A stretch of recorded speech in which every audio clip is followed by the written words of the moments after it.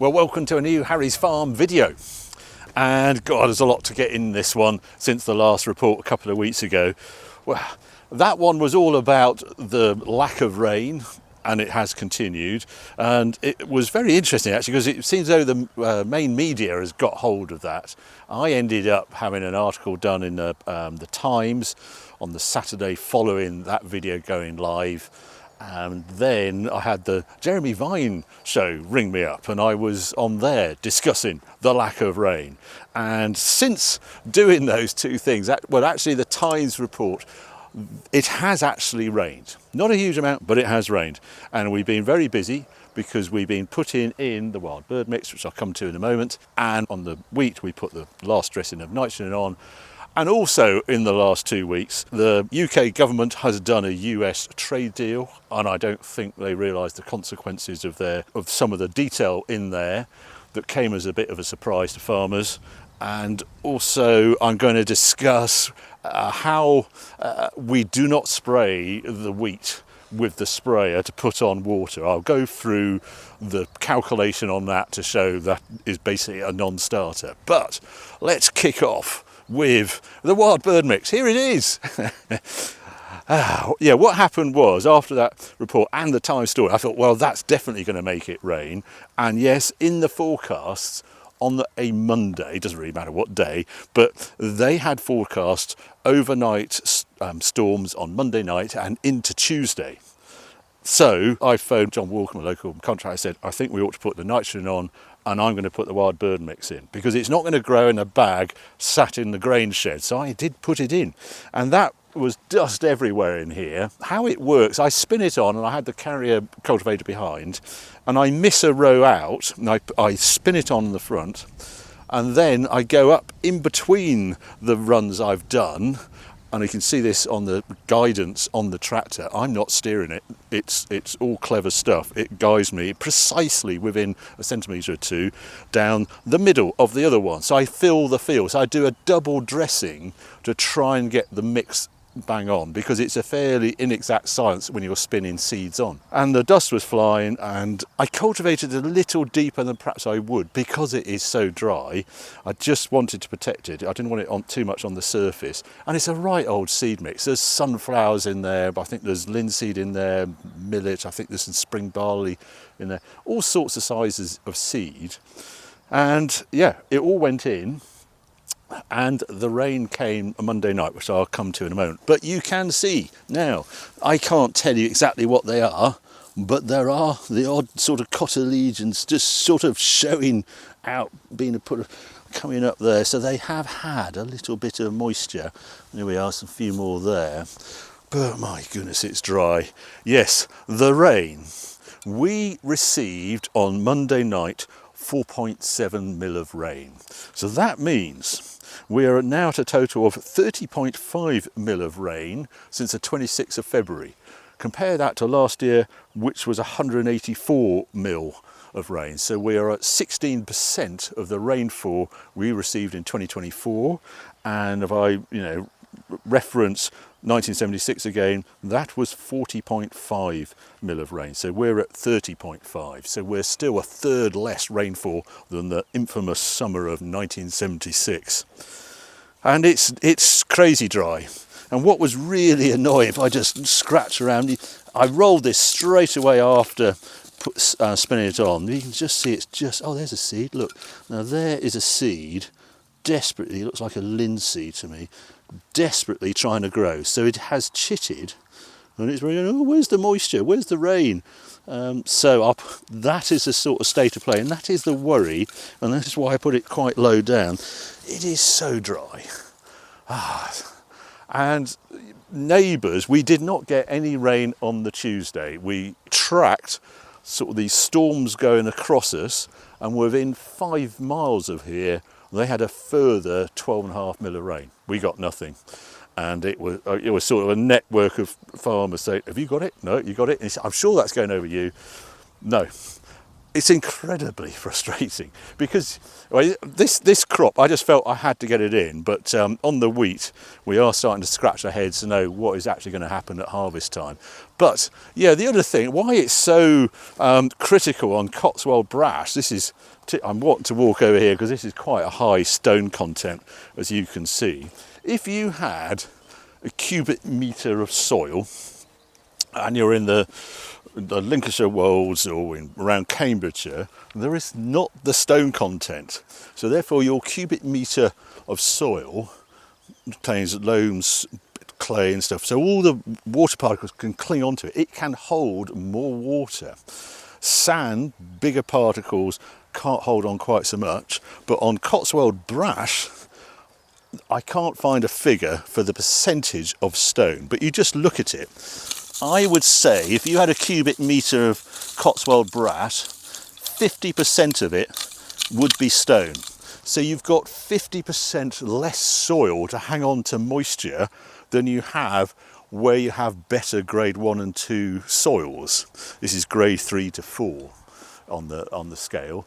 And that means it is highly susceptible to lack of rainfall because it just doesn't have the water capacity hold on to it for those the actual plants to find with their roots the water. So that is why we need a shower every other day, as they used to say, during this critical time for yield and making things grow. Otherwise the plants sort of shut off. But yeah, I couldn't do any more. There is a rain forecast for the weekend coming. I think this video will go out on the Monday. It's a bank holiday weekend coming up. And what happens on bank holiday weekends? It tends to rain, and there is a bit of rain, but it is light rain, is what they're saying. I've seen forecasts around till June, and they're saying possibly 5 mil of rain in this area. I'd love it to be wrong, but that's what they're forecast. So that will be a record-breaking drought, if you like, for those spring months if that happens in this region. And I say you've got to watch this rainfall because it is very regional, very localised, who's getting it and who isn't. And we're in the, unfortunately, the epicentre where there isn't any, and as is the spine of the country going up into Yorkshire, I think a bit of Scotland as well. Very peculiar. And in the East Anglia is bad as well. Anyway, so that's the wild bird mix. Doesn't it look great? Hopefully this will look very different in a couple of months' time, but fingers crossed it all comes through. And I can't wait to see sunflowers and things like that out here. Right, so that's what's happening here. Let's go and have a look at the wheat. Just as we're going down to the wheat, I thought I'd show you this. This is the enhanced overwinter stubble AB6 that we've got. And I got a derogation to spray it off early. Officially we weren't allowed in here until the 15th of May, but I could see the grass weeds, everything's advanced this year, and I could see a lot of grass weeds coming up. And I'm very grateful to Natural England because they actually called me and said, you're fine, go ahead and spray it. And that was the 6th of May. So this is sprayed off glyphosate on here, and it's worked very well. And then we have to leave it, unfortunately. I've been speaking to Caleb because I'd like to put some muck on it, but I can't do that until the 29th of July, which is quite a wait. And this is a grass mix here. We've taken this part of the field out, and I've got to top that. That's my next job. Anyway, we're heading down to the wheat. Now, there's a little block of wheat here, second wheat, and you can drive past it and say, oh, that looks good. And then you walk out into it and you think, oh, I'm not so sure now. It has that sort of blue tinge because we put the nitrogen on and then it immediately had that 4 mil of rain. So the timing on that was great. But it has that, unfortunately, a sort of spiky appearance. This is drought stress. That's the only way to describe it. And wheat is doing what it does. It's racing along, and you can see it's in boot, so you can see the wheat ears are now just starting to appear, but it should be about this high. And trying to predict what this is going to yield. I mean, this is a particularly bad bit here. It's probably a high stone content or something, and you can just see there are waves now. That's looking a bit better over, that's better soil over there. And then it goes, shrinks here. This is just moisture because nothing's growing. It's not as though there's any weed growing. We don't have an acid soil here because we've got Cotswold brash, it's limestone. That is just stress. Nothing no guts in the soil, and yeah, it's all a bit rubbish. And it's a big worry, and it's, what's that going to yield? I mean, it's nothing, isn't it? I say, I've dropped the yield by about 40% expected yield on here at the moment. And it's tough. I was trying to explain this when I was on the Jeremy Vine show, that you put all your effort in, you've got the right seed, you've got the right equipment to put it in, everything's right, but you need it's like a car, you're going off on holiday in your car, you need the fuel to make it work, and we need the rain to make this wheat to get the maximum output from it. And it hasn't happened. And my hesitation in saying the yield's going to be terrible is wheat wants moisture. It needs the inputs, the nitrogen, phosphates, potash and things, and it needs sunshine. And the one thing we're not short of this year is sunshine. And if I look back at my records, sunshine is critical for yield. If you think back to last year, yes, we had all that rain, but we had very dull temperatures and cloud and low temperatures, and the wheat didn't actually reach its potential because it was so cloudy. So we had not a great harvest.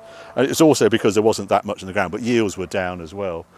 But here, we've had so much sunshine, but I can't believe those stress crops, and they're now in boot. That is, that's set how many ears it's going to put out. Unless it can fill those ears within very plump grains, I can't see where the yield's going to come from. And I was looking at Farmers Weekly, and Andrew Meredith, the editor, in his piece at the beginning, has had quite an interesting statement. It was saying that we are losing 100,000 tonnes a day in yield as this lack of rain continues in the UK. We have a crop of 13 million tonnes of wheat, and he wrote that probably on Monday or Tuesday of the week, and this goes out on Monday, so 7-8 days ago. So there's 800,000 tonnes lost because of the lack of rain, and there is no rain until possibly this weekend, and not a lot then. So there's an easy 1 million tonnes gone on this yield. It could be more.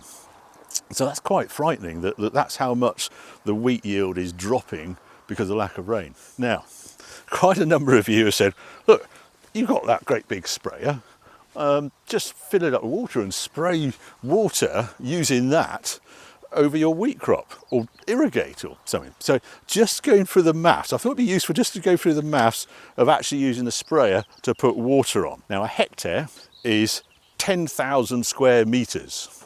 It's 100 metres by 100 metres. That comes out 10,000 square metres.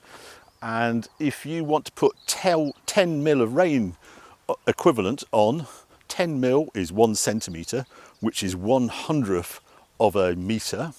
So times your 10,000 by 0.01, and you get to 100 cubic metres of water you need to put on this a hectare of field to get the 10 mil. 100 cubic metres of water is 100,000 litres of water.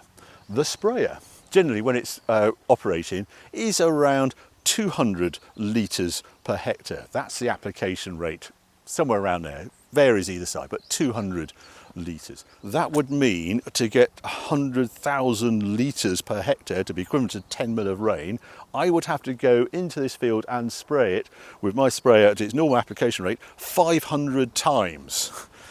500 times, think about that. Holds 3,000 litres, so it would spray 15 hectares. It's about 40 minutes to fill it up, go to the field, empty the tank, come back to the yard, start filling it up again. About 40-minute turnaround.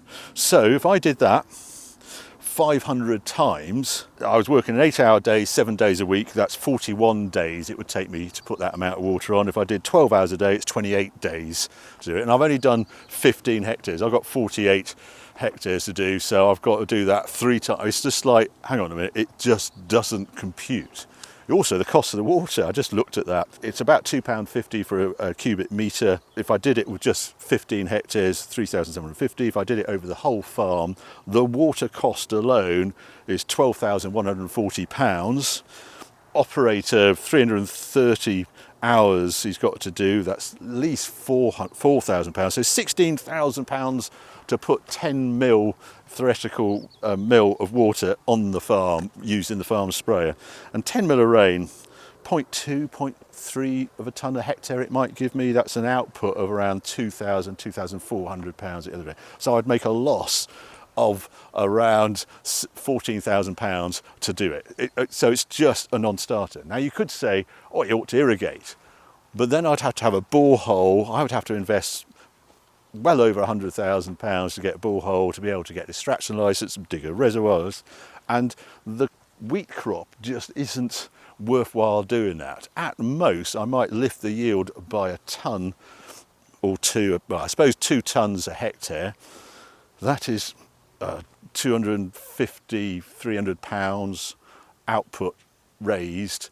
But if I was doing it on a root cropper, potatoes and onions, carrots, all the things you tend to irrigate, their outputs are thousands pounds per hectare, so your response to the water is much higher, and that is where irrigation actually works. So that's a little debrief on how it works. While we do not water the crops, we just go with the seasons, see what happens. It's just totally uneconomic and unworkable to actually apply water to a wheat crop here in the UK using normal farm equipment. Now, the other thing that's happened since my last report was, the US and UK trade deal. And basically that was focused mainly on the automotive industry and how they could get cars into the US without the 25% tariff Mr. Trump had put on imported cars. Only got it down to 10%. But they also announced quite a lot of changes in the sort of farm trading relationship. There was the beef one, where suddenly we have access of 13,000 tonnes of beef to go to the US, and they have access to 13,000 tonnes into the UK. We're just working out ramifications of that one out. It should be, I think, okay. Grass-fed, we have quality beef. They do quality beef. A lot of it is low quality, and we won't go into the giant feedlots type of production of beef, but they do a lot of grass-fed beef as well, and high quality beef, as we do. So that would be an interesting one to watch as well, because you can see New Yorkers wanting their quality British beef on the menu, but it was the ethanol that was just slipped in as well. And Steve Reid and the negotiators agreed for 1.4 billion tonnes of ethanol to come to the UK tariff-free. I think, hang on a minute, where did that come from? We produce ethanol here in the UK as well. This is a rubbish bit. This is wet. Now, this is the ridiculous thing with this wheat, that this did not grow because it flooded out. It basically was too wet for to germinate, and it didn't grow. But it gets better up here. Going back to ethanol, we produce about 1.4 million tonnes of ethanol in the UK. There's 2 plants up Yorkshire Way, East Coast, and they use UK produced wheat to produce that ethanol. Not all UK wheat, but mainly UK wheat. And they put out a joint statement the day after the beaming Steve Reid was saying, oh, we've done a great deal. So this consequences of this tariff-free ethanol coming in from the US makes impossible to produce ethanol in the UK. Combined, they consume 2 million tonnes of wheat, majority coming from the UK. As soon as this US trade deal was announced, I watched the grain futures, London futures, drop like a stone, and we've lost £20 a tonne on the wheat price since, September time. It's just continued to go down, and the 2 companies involved who produce ethanol in the UK put out a joint statement. The operating environment in the UK is now impossible. That's it. So suddenly we've got a load of wheat looking for a home, and that is why the price of wheat has dropped dramatically here in the UK. It's yet another thing, and I have a suspicion that the UK negotiators didn't realise ethanol was produced from UK wheat, that grown by UK farmers. It's like they keep having these sort of mishaps when they don't have the right information to hand. And you could tell from the body language and what Brooke Rollins, the US agriculture minister, was saying. She was absolutely on the button and knew precisely the consequences of this. And how is it, if we're going for net zero, ethanol is put into petrol, so that's E10 fuel at the pump. That 10 means 10% ethanol.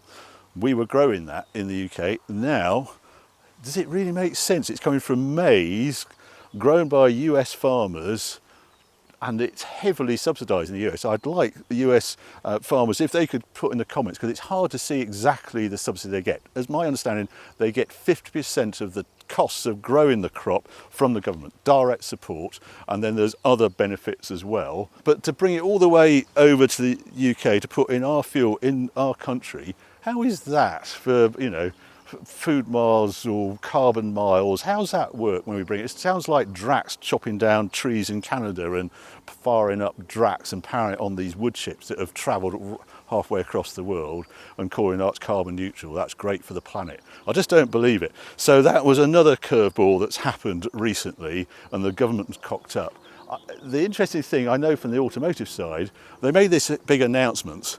There is a huge amount of work being done in back rooms at the moment, trying to actually fight out the detail of it, because nobody actually knows the 100,000 on automotive, whether that's each individual brand or whether that's a quota for all manufacturers, how they divvy it up between manufacturers, JLR, Bentley, Aston, whatever. So yeah, I think the same story is happening on this ethanol deal as well. There's more water under that bridge as ever. It seems with the current government, they don't think it through. They make these big policy announcements, and whether that's actually set in stone, I don't know. So there you go. There is an update on what's happening on Harry's farm. All sorts of things happening. Shrunken wheat, no idea of the yield potential. A promise of rain, but not a lot. Let's see in 2 weeks' time if it's very different. So if you did enjoy this video, keep watching, keep subscribing. More videos coming along very soon.